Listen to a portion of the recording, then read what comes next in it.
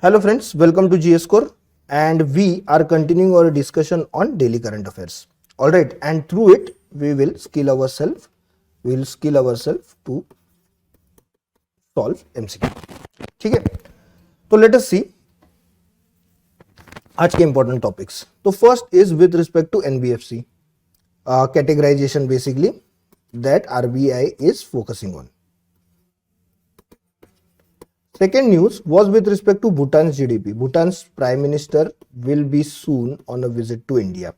Alright, then geological epochs have to be considered. Okay. Again here categorization of them is in news. Whether to add a new category to geological time scale or not, that has to be considered. Then we have Pradhan Mantri Surya Graha Muft Bijli Yojana, a very important welfare scheme. And UPSC is in a way fan of welfare schemes. And then we have free trade agreement. We have to look into free trade agreement and what are the aspects basically of free trade agreement. Okay, aspects we have to look into. Chalo, let us start with the first topic. So NBFC, what are basically NBFCs? They are non-banking financial companies. They are non-banking financial companies. And why are they in news? So basically Tata Sons का जो NBFC है, what it has decided? It has decided to get its IPO. What is IPO? Initial public offering.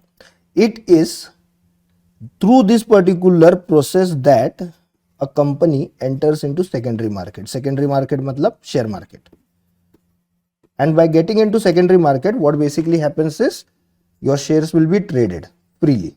Your shares basically will be traded freely. Alright, what has basically happened is RBI has asked Tatas to reconsider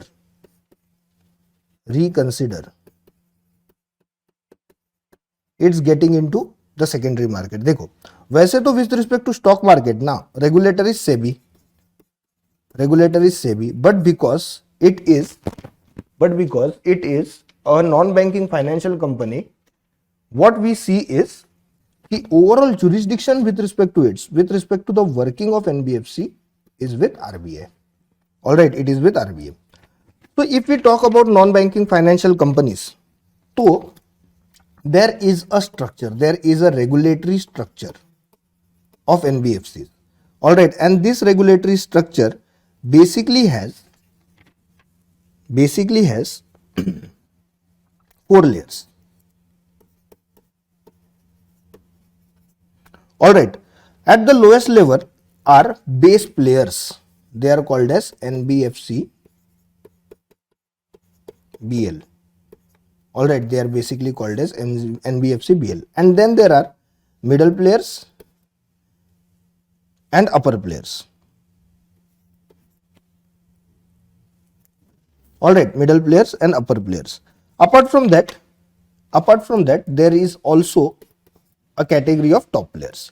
Now this categorization basically is based on the size of a particular NBFC. Second thing that is what is taken into consideration is activity of the NBFC, and lastly riskability. Alright, riskability. So these are the 3 criteria. These are basically the 3 criteria based on the basis of which NBFCs are differentiated. Okay. If I take into consideration base layer, what do I basically see in it? What are the characterizations of base layer? First and foremost, with respect to base layer, we have to take into consideration that they are non-deposit taking NBFCs. Non-deposit taking, matlab they cannot take deposit from the people, first and foremost. Second, what we also see is their asset size is less than 1000 crore. Third thing with respect to them, they are more into peer-to-peer lending ठीक है. So they will basically be providing loans to other NBFCs.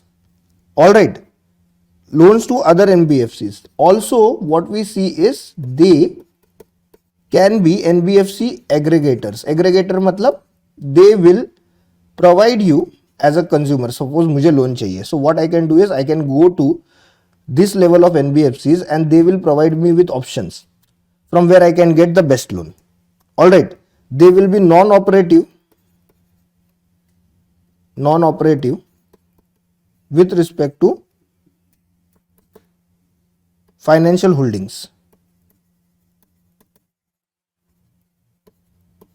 They will be non-operative with respect to financial holdings. And third and last thing, they will not basically not avail public fund. They will not in any way avail public fund. That means they cannot basically take deposits, वो तो है ही, but they cannot also take investments from individuals as such. All right, individuals as such. वही अगर हम लोग देखें at second level, they are middle level NBFCs. Now what do we know with respect to middle level NBFCs and what has to be concentrated upon? Let us go through it. Let us basically go through it.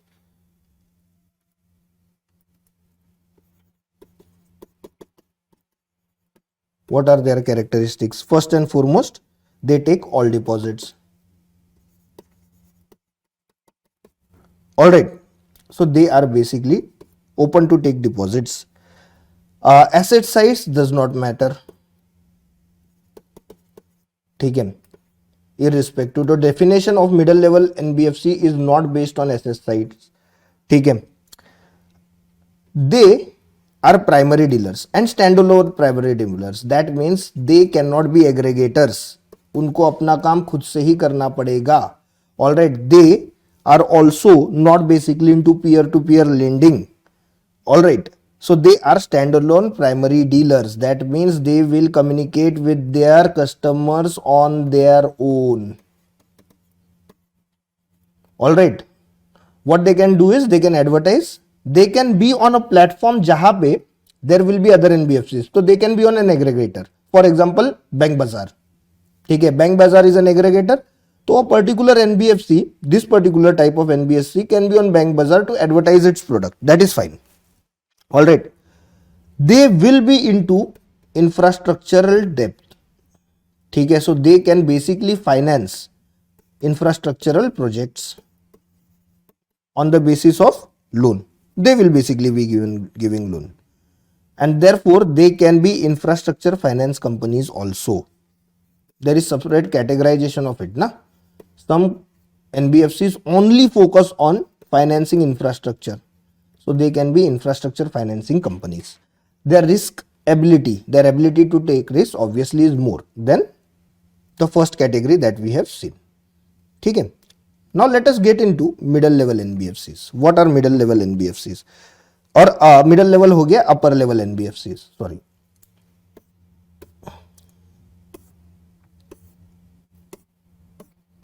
अरे shit यार, ये पूरा ये हो गया. क्या कर सकते हैं, एक minute.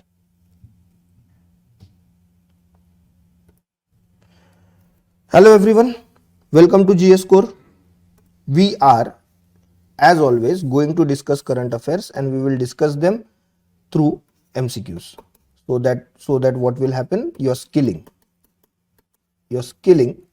will take place of how to use information to crack or decode MCQs. So let us look into where the important topics of the day. First is with respect to NBFCs and their categorization. Second is with respect to the GDP of Bhutan. Third is geological epochs, matlab geological time scale. Again here categorization is important. Then we have Pradhan Mantri Surya Graha Muft Bijli Yojana. And last is free trade agreement that India is getting into with various countries. We will look into their characteristics. Alright, तो पहला वाला देख लेते हैं. Let us look into the first topic of the day and this is related to NBFCs. So what are NBFCs? They are non-banking non-banking financial companies. All right, so in a way they are similar to bank. All right, NBFCs have been in news because of Tata Sons. So Tata Sons wanted to list their company. Listing of the company matlab now the company's shares could be traded in secondary market or share market. All right, share market. IPO basically is the instrument through which you offer shares to the people, and after they are offered to the people, general public, they will be traded in the share market. That basically is IPO. All right, वैसे तो share market comes under regulation of SEBI, but because this is something related to NBFC, what happens is RBI has jurisdiction on it. RBI does have jurisdiction on it. All right, and basic objection of RBI is categorization of the NBFC of Tata Sons. Chalo, let us now basically look into what are the four categorizations. So first is base layer NBFCs. All right, base layer. What are their characteristic features? First and foremost, they cannot take deposit. So they are non-deposit NBFCs. All right. What they can do is they can not be taking money from general public either as deposit or even as investments. General public funds they cannot take up. Their size is less than 1000 crores. Their size is less than 1000 crores. They actively participate in peer-to-peer lending. That means they basically their business is to provide loan to other NBFCs. All right, they can be account aggregators.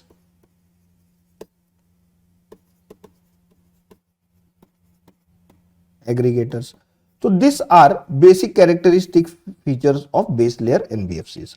उसके बाद basically आता है middle layer NBFCs. Now these are basically advanced versions. All right, their size is big, their risk appetite is big, their activities are more diversified. All right, so what defines a middle layer NBFC? First and foremost, they are open to take deposits.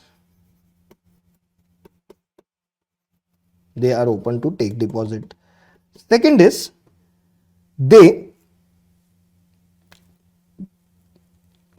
basically their asset size is more than 1000 crores. Their asset side basically is more than 1000 crores. They are stand alone primary dealers. That means they will interact with the people or public directly.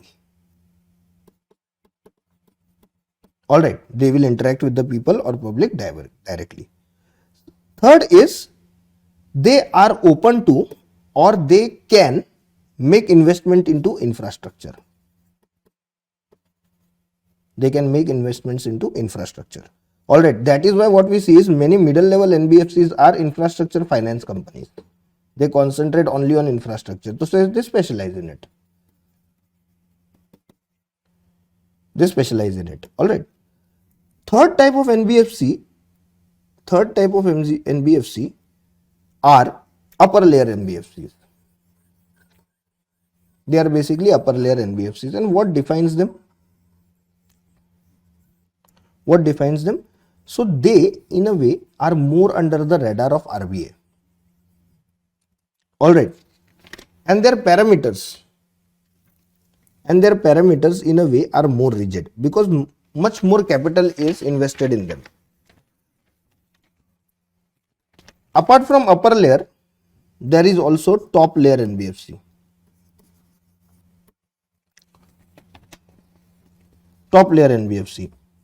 Now more or less this categorization is empty. ठीक है, अगर हम लोग थोड़ा सा देखें ना upper layer का, टॉप लेयर तो is almost empty in India, rarely there is any NBFC in it. So upper layer NBFC, if you look into it, upper layer NBFC, if we look into it, what is the requirement? Okay, so they are tier 1 capital, so which is the most primary capital. All right, most primary capital should be at least 9% of risk weighted asset. That means जितना पैसे का risk है उसका 9% should always be with them. All right, it should always be in with them. Second thing is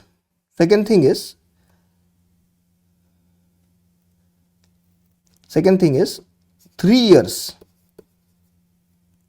For 3 years they have to be categorized, they have to be listed. Once established, within 3 years they have to be listed with RBI as upper layer NBFCs. So 3 साल में if an NBFC does not reach that particular level, what will basically happen is they will not be given the certification of being an upper layer NBFC. Alright, they will not be given the certification of being an upper layer NBFC. Alright, let us now look into the question. Regulatory structure of NBFCs comprises of 3 layers. Not at all, they comprise of 4 layers. We have just seen. ठीक है, आगे का statement is correct, though the complete statement is not correct ना. आगे का statement में क्या है, the categorization is based on size, activities and perceived risk. Absolutely correct, absolutely correct. ठीक है, but entire statement is not correct. Hence the first statement in entirety will mark it as incorrect. Second statement, the upper layer shall comprise of those NBFCs which are specialized by Reserve Bank as warranting enhanced regulatory requirement based on set of parameters and scoring methodology. Absolutely. For the purpose of categorizing an NBFC as upper layer, RBI has specifically developed parameters and scoring methodologies, and these NBFCs have to go through them. ठीक है. Third statement, NBFC upper layer shall maintain common equity tier 1 capital of at least 9% of risk weighted assets. Absolutely, we have just seen it. ठीक है, यहाँ पे हमने देखा है. NBFCs shall be mandatorily listed within 3 years of identification of NBFC upper layer. Absolutely correct. ठीक है, तो second, third and fourth statement are absolutely correct. First statement was not correct, hence our answer will be B. That is 2, 3 and 4. Moving on to the next question, guys. Next question is with respect to Bhutan's GDP. देखो, Bhutan GDP is heavily dependent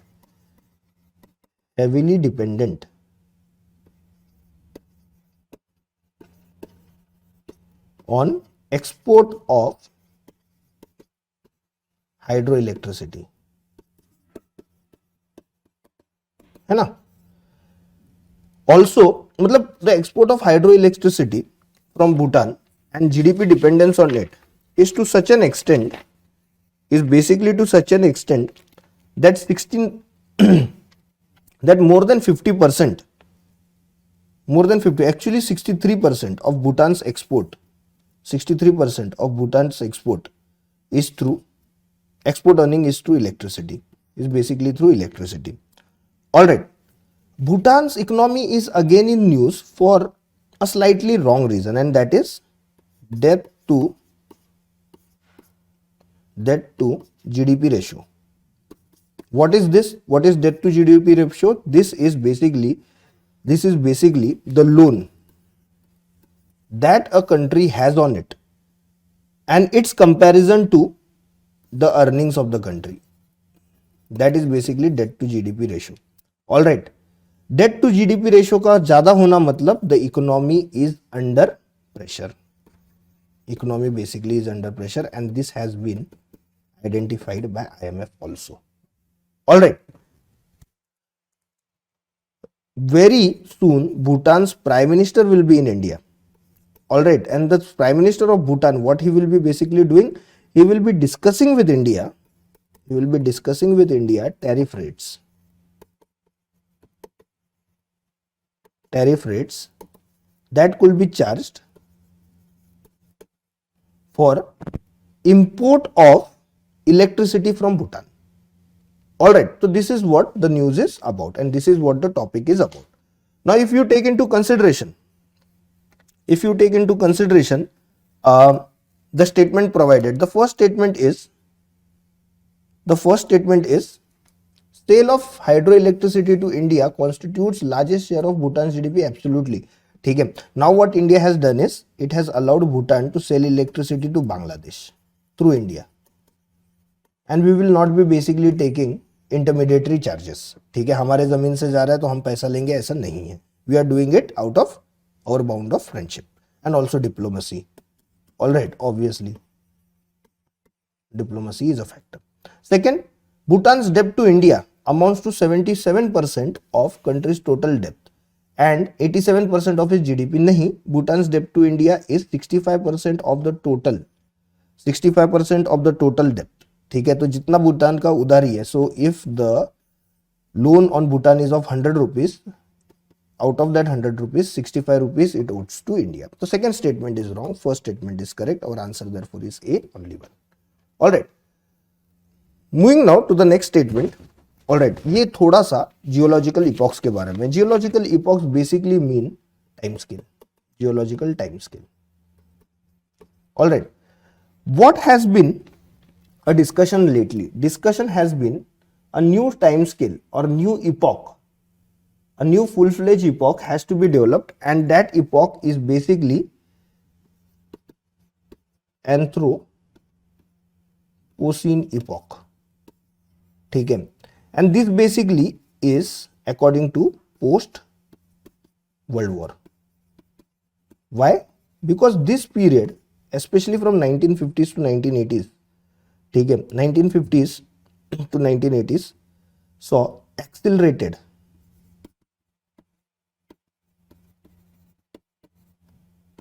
population growth. It saw accelerated population growth.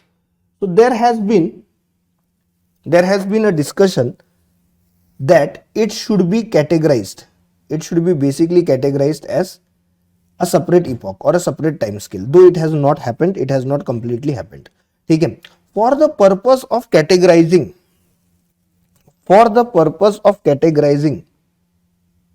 a particular epoch, what is done is rocks from Crawford Lake, which is considered to be one of the oldest geological lakes in the world. Rocks from Crawford Lakes are studied. ठीक है. Now the problem is rocks from Crawford Lakes do not provide enough distinction.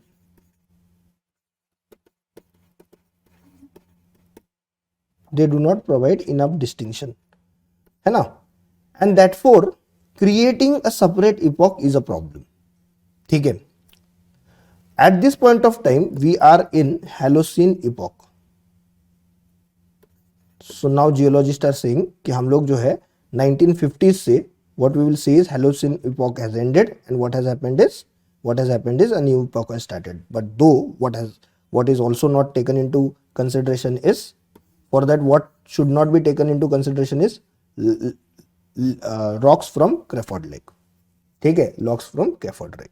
चलो, now let us look at the statements and try to solve this particular question. The first statement here is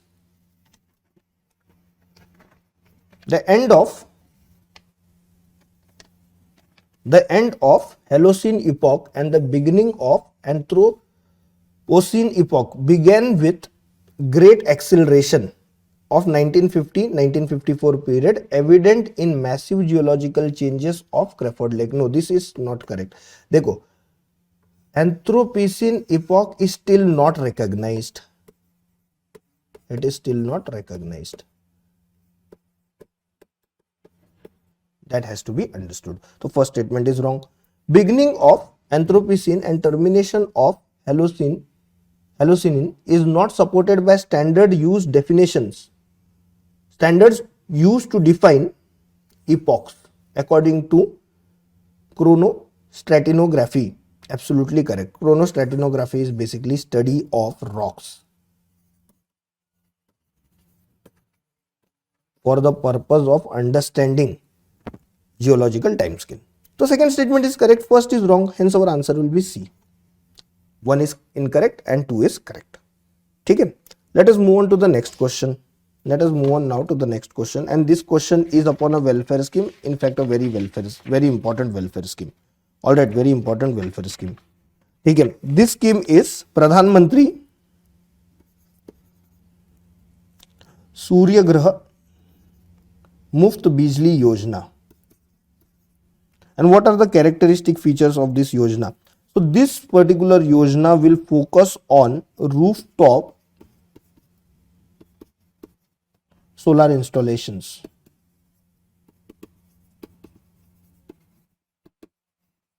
All right, rooftop solar installations for households. All right, and these solar installations will be of 1 to 3 kilowatts. 60% of the installation cost. 60% of the installation cost will be taken care of.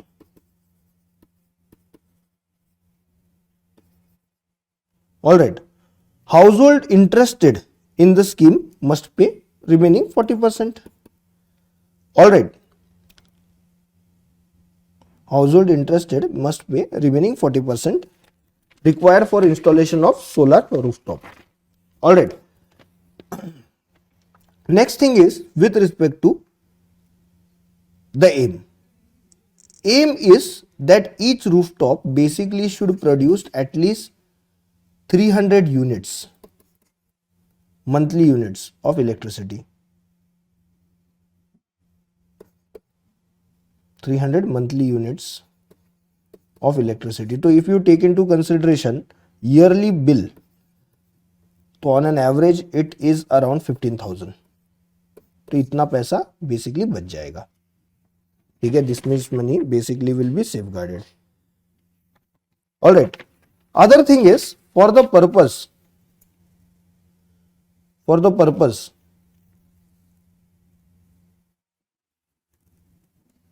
of this particular scheme to be utilized, a consumer basically can take loan. A consumer basically can take loan from public sector bank, which will be collateral free.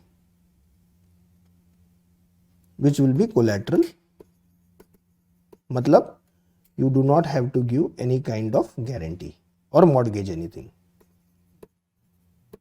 Interest though will be taken from you. All right. So this is all about Pradhan Mantri Surya Graha Muft Bijli Yojana. All right. So let us look at the statements that are provided. First statement, it will be fully subsidized. नहीं, यहीं पे गलत हो गया. 60% subsidy, not complete subsidy. All right, complete subsidy नहीं है, 60% subsidy will be provided. The scheme envisages to produce 200 units. No, it envisages to produce 300 units of electricity, free electricity. Public sector banks will provide collateral and interest-free loans. नहीं, to anyone with a viable roof and grid connectivity and wanting to install solar system. नहीं, देखो, collateral free है, it is not interest free. Interest will be taken. Hence, what we see is all the three statements are wrong, and hence our answer here will be D. Our answer basically here will be D. Moving on to the fourth question. And it is with respect to, it is basically with respect to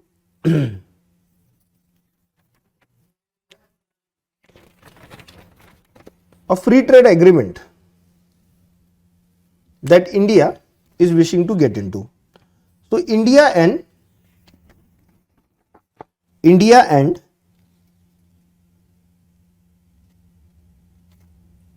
basically what has happened is India and EFTA. ठीक है, this is a 4-nation alliance.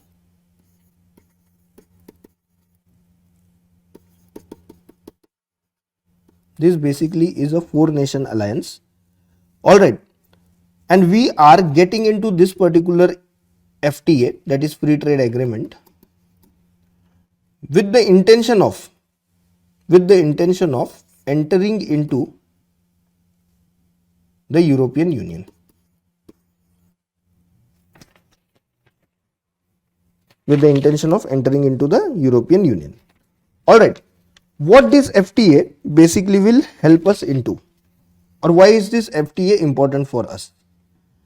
This FTA will help us to balance trade with Europe.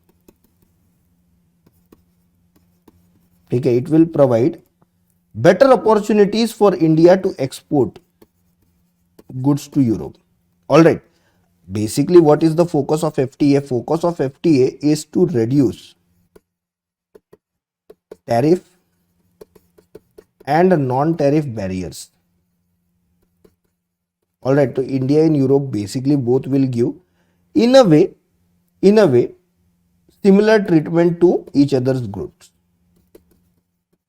So discriminatory taxation on Indian products when it comes to European Union will not happen, and that is why Indian products will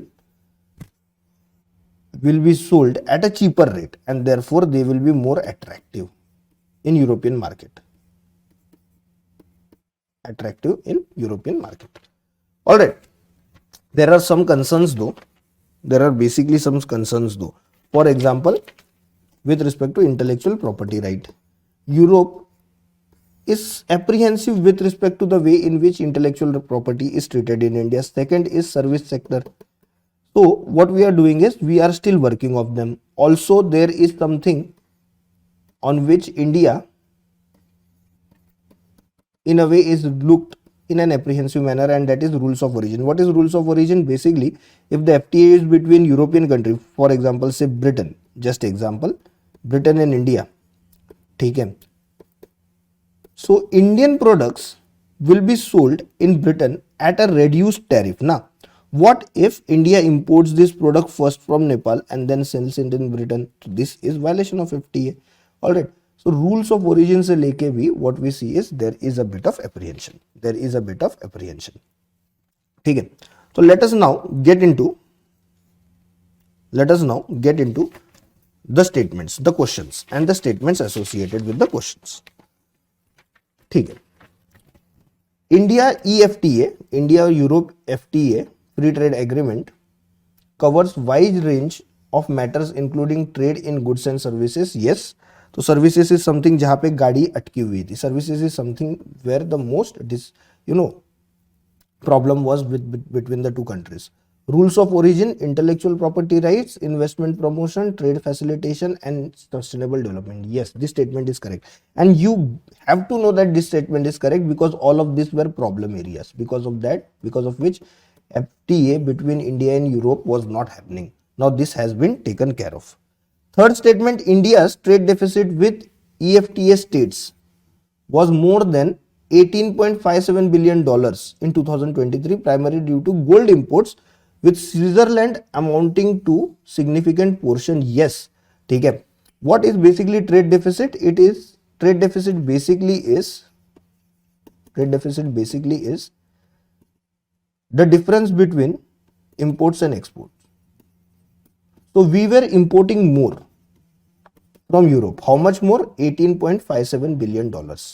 Okay. And most of it was due to gold imports from Switzerland. Third, India may import quota-based concessional duty regimes for EFTA states on gold imports, similar to the arrangement with UAE. Right. So what is done in this? Quota-based concessional duties, categorization of goods. Okay. Categorization of goods. And certain goods are labeled with a certain amount of tariff. That is basically quota-based concession. Remember it. So first is correct, second is correct, third is correct. All the statements are correct. Our answer therefore is C. All right, friends. Thank you so much. For joining in. What I will request is, for better understanding of daily current affairs, look into the Think You provided in the description section. Download it, it's free. Also, please like the video, subscribe to the channel and share it. Thank you so much.